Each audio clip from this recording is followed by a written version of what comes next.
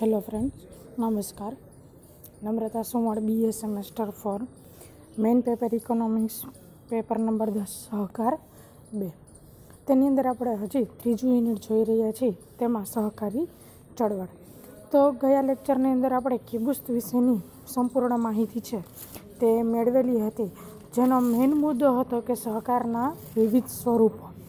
તો આપણે વિવિધ સ્વરૂપોની અંદર જે કિબુસ્ત છે તેના વિશેની ઘણી બધી પોતાની જે કાર્યો છે તેની રચના કેવી હતી, તેનું વ્યવસ્થા તંત્ર કેવું હતું, તેના કેટલાક કાર્યો હતા અને કિબુસ્તની કેટલીક વિશિષ્ટતાઓ હતી. અને લાસ્ટમાં આપણે તેની કેટલીક મુશ્કેલીઓ પણ આપણે જોયેલી હતી. આજે આપણે બીજો મુદ્દો છે એ મોસાવનો છે. મોસાવનો અર્થ એવો થાય છે કે કામદારોનો વસવાટ, કે જે લોકો કામ કરનાર જે લોકો છે તેનો વસવાટ, એટલે કે એને હિબ્રુ ભાષાની અંદર મોસાવ તરીકે ઓળખવામાં આવે છે. તો આપણે તેની અંદર મોસાવનું વર્ણન, મોસાવના સિદ્ધાંતો, મોસાવની પ્રવૃત્તિઓ અનેક પ્રકારની જે થઈ રહી છે તે, પછી મોસાવની વ્યવસ્થા, અને ત્રીજો મુદ્દો છે મોસાવની સીતુફી. સીતુફી એટલે એનો મિનિંગ એવો છે કે સામૂહિક નાના નાના માલિકોનો વસવાટ, કે જે લોકો નાના માલિકો હોય તેનો વસવાટ છે એ કારકો અલગથી જ કરવામાં આવે તો એને મોસાવ સીતુફી તરીકે ઓળખવામાં આવી રહી છે. તો આપણે અલગ અલગ મુદ્દાઓ છે મોસાવના, તેના વિશેની આપણે વાત કરીશું. એટલે મોસાવનો મિનિંગ આપણે હિબ્રુ ભાષાની અંદર છે એવો કરવામાં આવે છે કે કામદારોનો વસવાટ. તો તેની અંદર આપણે જોઈએ તો ઇઝરાયલની જે સહકારી પ્રવૃત્તિ છે તેમાં કૃષિ ક્ષેત્રને વધુ પડતી પ્રવૃત્તિનું ધ્યાન છે તેની અંદર આપવામાં આવેલું હતું. અને તેની અંદર મેસાવ એવો સહકારનું બીજું એક સ્વરૂપ છે તેની અંદર દાખલ કરવામાં આવેલું છે. ઇઝરાયલની હિબ્રુ ભાષાની અંદર મોસાવ એટલે કે કામદારોનો વસવાટ એવો કરવામાં આવેલો છે. આ સંસ્થાના સ્થાપકો કિબુસ્તના સભાસદો તરીકે કામ કરતા હતા. એક અર્થમાં જોઈએ તો મોસાવ એ કિબુસ્તનું જ પરિવર્તનીય સ્વરૂપ છે. એટલે કે કિબુસ્ત અને મોસાવ બંને શબ્દ છે તે એકબીજાને મળતા આવે તેવા છે. કિબુસ્તનો મિનિંગ પણ એ જ થાય છે કે મજૂરોનો વસવાટ, અને મોસાવ એટલે કે કામદારોનો વસવાટ, એટલે બંને સ્વરૂપ છે એક જ તરીકે જોવા મળી રહી છે. કિબુસ્તના કેટલાક સભાસદો જે કિબુસ્તના મૂળભૂત સિદ્ધાંતોને પરિણામે સંપૂર્ણ સામૂહિક જનજીવનને મળે ત્યાં સુધી સાધવામાં આવેલા છે. તેઓ પોતાનું કૌટુંબિક જીવન ખાનગી રાખવા પણ માંગતા હતા. તેઓ એવું પણ માનતા હતા કે ખેડૂતોને જમીન અને તેમની મેળે ખેડવા દેવામાં આવે અને તેમના પશુઓને કુટુંબની રાહે ઉછેરવા દેવામાં પણ આવે. ખેડૂતોને તેની અંદર ઉત્સાહ, ધગશ વધે તે માટે ઉત્પાદન વધારવા માટે ખૂબ જ જરૂરી એવો લાભ પણ એની અંદર આપવામાં આવે. એટલે કિબુસ્ત, અને આપણે એવું કહી શકીએ કે કિબુસ્ત અને મોસાવ એ બંને વસ્તુ છે તે એક જ જોવા મળેલી છે. પણ કિબુસ્તની અંદર મજૂરોનો વસવાટ છે, એટલે કે મજૂરોનું જે શહર છે સહકારી ક્ષેત્રમાં તે તરીકે ઓળખવામાં આવે છે. એટલે કિબુસ્ત એટલે સમૂહ વસવાટ તરીકે થાય છે, અને મોસાવ એટલે કે કામદારોનો વસવાટ, એ બંને શબ્દ છે એકબીજાના પરિવર્તિત શબ્દ જોવા મળેલા છે. બીજી વસ્તુ આપણે પહેલો મુદ્દો જોઈએ તો મોસાવનું વર્ણન, કે મોસાવનું વર્ણન આપણે કેવી રીતે કરી શકીએ. તો 1971ની અંદર પ્રસિદ્ધ થયેલી ઇઝરાયલની માહિતીમાંથી મોસાવ છે તે એનું વર્ણન કરવામાં આવેલું છે. અને આ ઉપરથી આપણે સહકારના કેટલાક સ્વરૂપો છે તેમાંથી તેની ઉપયોગને લગતી કાંઈ પણ માહિતી છે તેમાંથી મેળવી શકીએ છીએ. મોસાવ એ સરકારી નાના માલિકોનું એક ગામ છે. મોસાવ શું છે કે સહકારી જે નાના માલિકો હોય, કે ભાઈ ખેડૂતોની અંદર જે નાના માલિકો છે તેનું એક ગામ બનાવવામાં આવે તો એને આપણે મોસાવ તરીકે ઓળખીએ છીએ. જ્યાં પરસ્પર સહાયના સિદ્ધાંતો, સમાનતા અને આધાર દ્વારા દરેક સભાસદ પાસે ખેતર હોય છે. આ ખેતરમાં દરેક સભાસદને તેના કુટુંબી સાથે કામ કરે છે, અને ઉત્પાદનનું વેચાણ અને ખેતી માટેની જરૂરી જવાબદારી તેની અંદર મધ્યસ્થ મંડળી દ્વારા છે તેની અંદર કરવામાં આવી રહી છે. તેની અંદર કેટલાક મોટા અને કિંમતી યંત્રોનો પણ માલિકી દ્વારા આખા ગામને ખરીદી અને વેચાણ છે તેની અંદર કરી આપવામાં આવે છે. એટલે એમાં કોઈ સેપરેટ પોતાની ખુદની માલિકી નહીં, પણ બધા લોકોની તેની અંદર પોતપોતાની માલિકી છે તેમાં જોવા મળે છે. કે ભાઈ મેં આ વાહન ખરીદેલું છે તો મારી માલિકીનું નહીં, પણ બધા લોકો તેનો ઉપયોગ છે તે કરી શકે તેવી રીતે તેનું સ્થાન છે તેમાં પ્રાપ્ત થયેલું જોવા મળ્યું છે.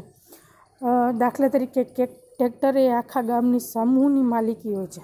ગામની સામાન્ય સભા છે એ કાઉન્સેલિંગ દ્વારા ચૂંટાય છે અને આ કાઉન્સેલિંગ દ્વારા ખેતરોની બદલી પણ કરવામાં આવે છે અને નવા સભાસદો છે તેનો સ્વીકાર પણ કરે છે. એટલે કે આપણે એક રચના કરવામાં આવે અને તેની અંદર ખેડૂતોની બદલી કરવામાં આવે કે ભાઈ આ ખેતરો છે તો હવેથી આ ખેતરો આ લોકોના, આ ખેતરો આ લોકોના, એવી રીતે ડિસ્ટ્રીબ્યુટ તૈયાર કરી દેવામાં આવતા છે. એટલે કે બદલી કરી નાખવામાં આવતી હોય છે. આપતે એવું કીધું છે કે ઇઝરાયલ સહકાર એક જમીનનો વપરાશ છે અને તેની અંદર મોસાવ પ્રમાણે જે નીચે પ્રમાણે દર્શાવેલા છે તેની અંદર એક અહેવાલ છે તે રજૂ કરવામાં આવેલો છે. આ અહેવાલ છે 1963ની અંદર છે એ વાર્ષિક અહેવાલ તરીકે પ્રસિદ્ધ થયો હોય તેવું આપણે કહી શકીએ. મોસાવ તેના વિશિષ્ટ સ્વરૂપમાં બહુલક્ષી મંડળી છે.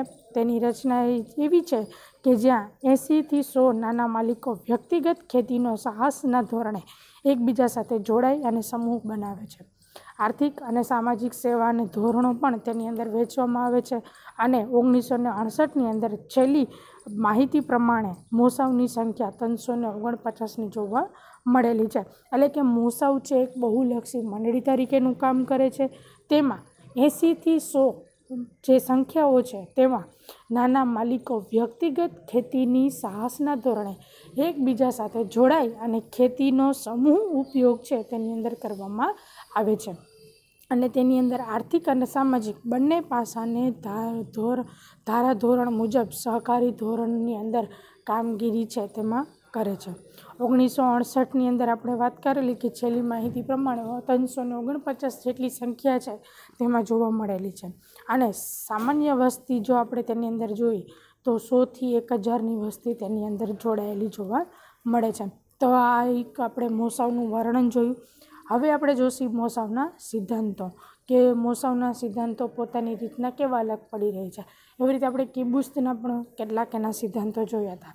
તો એવી રીતે આપણે મોસાવના સિદ્ધાંતો જોઈએ તો એની કેવી માન્યતા હતી કે જમીનની રાષ્ટ્રીય માલિકી, આત્મમજૂરી, પરસ્પર સહાય, ખરીદ વેચાણની વ્યવસ્થા, આ ચારે ચાર જે મુદ્દા આપેલા છે તે તેના સિદ્ધાંત દ્વારા કે ભાઈ ના મારો નિયમ અથવા તો મારો જે સિદ્ધાંત છે એ આ પ્રમાણે જ હોવો જોઈએ. એટલે કે મોસાવ છે એ તરત અલગ તરી આવે કે ભાઈ ના મોસાવની અંદર એના જે નિયમો બનાવેલા છે, જે સિદ્ધાંતો બનાવેલા છે કે ભાઈ રાષ્ટ્ર જમીન છે એ રાષ્ટ્રની માલિકી છે, પરસ્પર સહાય કરવી જોઈએ, જે એનો સિદ્ધાંત તરીકે કામ કરે છે. આપણે વ્યક્તિ હોય તો પોતાનો એવો સિદ્ધાંત આપેલો હોય કે નહીં ભાઈ હું આવી રીતે જ કામ કરીશ, હું ખોટું નહીં કરું, તો એ એક આખો પોતાનો ખુદનો સિદ્ધાંત થયો. તો એવી રીતે મોસાવનો પણ એક સિદ્ધાંત છે એ આની અંદર જોવા મળેલો છે. તો એના 4 મુદ્દા આપેલા છે એ આપણે જોવાના રહેશે.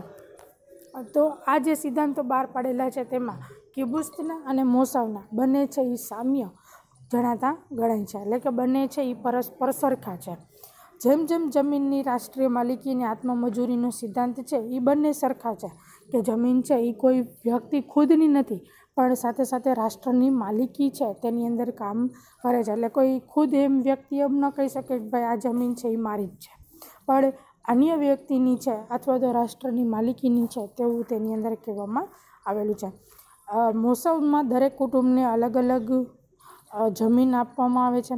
ખેતી કામના સભાસદો દ્વારા તેની અંદર વ્યક્તિગત અને કૌટુંબિક ધોરણે તેની અંદર સહકારી મંડળીના જે સભાસદો છે તેમાં ખેડૂતોને બધી સગવડ છે તેની અંદર પૂરી પાડવામાં આવે છે. દાખલા તરીકે તેમાં ખાતર છે, પાણી છે, બિયારણ છે, ઓજારો છે વગેરેને દ્વારા ખેડૂતોને છે તેની અંદર વ્યક્તિગત અથવા કૌટુંબિક ધોરણે તેની અંદર સભાસદ દ્વારા એટલે કે જે સહકારી મંડળીના સભ્યો છે તેના દ્વારા તેને પહોંચાડવામાં આવે છે. આ ઉપરાંત કૃષિના ઉત્પાદનમાં સહકારી વેચાણ કરવા માટે કિબુત્સમાં સમૂહ જીવન અને સામૂહિક જે માહિતી છે તેને પૂરી પાડવા માટે અથવા તો ખેતીને લગતી કંઈ પણ જરૂરિયાતો હોય અથવા તો કૌટુંબિક જીવન અને કૌટુંબિક વ્યવસાય જો કરી શકતા હોય તો એના માટે કંઈ પણ જરૂરિયાત હોય તો તેની અંદર મોસાવની અંદર પૂરી પાડવામાં આવી રહી છે. બીજી વસ્તુ છે કે સભાસદની અંદર જે જમીન છે તેને વેચી નહીં પણ ગીરવે મૂકીને નહીં પણ જમીનના પેટા વિભાગો પણ પાડી શકાતા નથી. એટલે જમીન છે એને કોઈ પાસે વેચવી નહીં, કોઈ પાસે ગીરવે મૂકવી નહીં અથવા તો જમીનના વિભાગો પાડવા નહીં.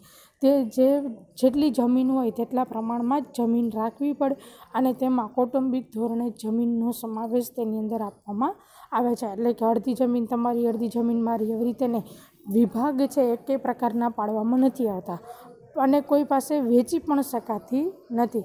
અને એમ કે ભાઈ મારે પૈસાની જરૂર છે તો હું જમીનને ગીરવે મૂકું છું, તેવી રીતે પણ તેની અંદર કરવામાં આવતું નથી. એટલે આ એક એની સિદ્ધાંત મુજબ છે તેનું કાર્ય કરતી હોય છે. સામાન્ય રીતે દરેક જમીન છે તેને ખેડી અને તેટલી જ જમીન આપવામાં આવે છે. તમે એમ કહો કે ભાઈ મારાથી 1 એકર જમીન છે ખેડાશે તો તમને 1 એકર જમીન આપે. તમે એમ કહો કે ભાઈ મારાથી અડધી એકર જમીન ખરાશે તો લોકોને અડધી એકર જમીન છે એ આપવામાં આવે છે. એમ નહીં કે ભાઈ તમારે જેટલી જમીન જોતી એટલી લઈ જાઓ. તમે કેટલી જમીન ખેડી શકો છો તેટલી જ જમીન તેના કુટુંબના સભ્યો દ્વારા છે એ આપવામાં આવે છે. તેમાં આત્મમજૂરીનો સિદ્ધાંત છે તેના કારણે ખેડૂતોને મજૂરી ભાડાથી ખરીદી શકાતા નથી. એટલે કે કોઈ મજૂરોને ભાડે રાખવામાં નથી આવતા. એ પોતાની જાતની જે મજૂરી કરે છે તેમાંથી જ તેનું ભરણ પોષણ છે તે કરવામાં આવે છે. તેમાંથી તેને કોઈ ભાડે કે અથવા મજૂરી તરીકે કામ કરતા નથી જોવા મળતા.